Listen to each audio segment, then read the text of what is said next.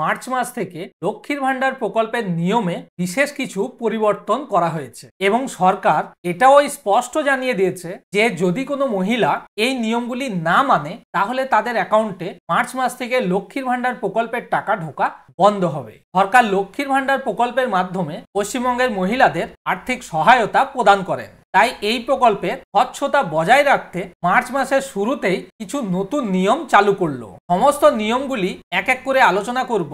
আপনি পুরো ভিডিওটি দেখে নিন, যাতে আপনার কোনো নিয়মে যদি ত্রুটি থাকে তাহলে সেটা সংশোধন করে নিতে পারেন। তাহলে চলুন শুরু করা যাক।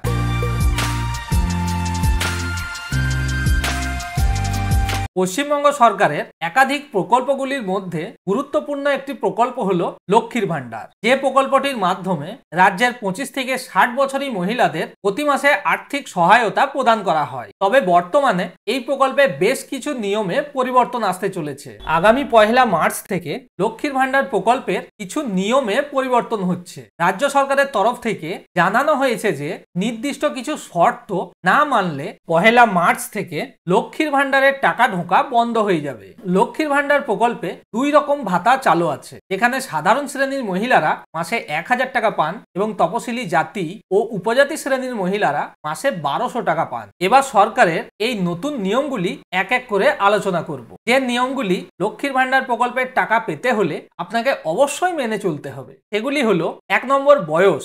লক্ষ্মীর ভান্ডার প্রকল্পের টাকা একমাত্র 25 থেকে 60 বছর বয়সী মহিলারাই পেতে পারেন। যদি কারো বয়স 25 থেকে কম বা 60 বছরের বেশি হয় তাহলে কিন্তু সেই মহিলা লক্ষ্মীর ভান্ডার প্রকল্পের জন্য যোগ্য নন। 2 নম্বর, সিঙ্গেল ব্যাংক অ্যাকাউন্ট। এই প্রকল্পের টাকা পেতে হলে আপনার অবশ্যই একটি সিঙ্গেল ব্যাংক অ্যাকাউন্ট থাকতে হবে। যদি আপনার কোনো ফ্যামিলির সঙ্গে জয়েন্ট অ্যাকাউন্ট হয়ে থাকে তাহলে কিন্তু মার্চ মাসে আপনার টাকা ঢুকবে না। তাই যদি আপনার এইরকম হয়ে থাকে তাহলে অবশ্যই একটি সিঙ্গেল অ্যাকাউন্ট খুলে নিন। 3 নম্বর, কেওয়াইসি আপডেট। আপনি যদি অনেক দিন থেকে ব্যাংকে কেওয়াইসি আপডেট না করে থাকেন তাহলে তাড়াতাড়ি ব্যাংকে গিয়ে আপনার কেওয়াইসি আপডেট করিয়ে নিন এবং এটাও চেক করুন যে আপনার আধার কার্ডের সঙ্গে ব্যাংক অ্যাকাউন্টের লিঙ্ক আছে কিনা। যদি না থাকে সেটাও অবশ্যই করিয়ে নিন, কারণ কেওয়াইসি আপডেট বা আধার কার্ডের সঙ্গে ব্যাংক অ্যাকাউন্টে যদি লিঙ্ক না থাকে তাহলেও তাদের অ্যাকাউন্টে টাকা ঢুকবে না। 4 নম্বর, লক্ষ্মীর ভান্ডারে তথ্য আপডেট। ট্যাব কেলেঙ্কারি ঘটনার পর থেকে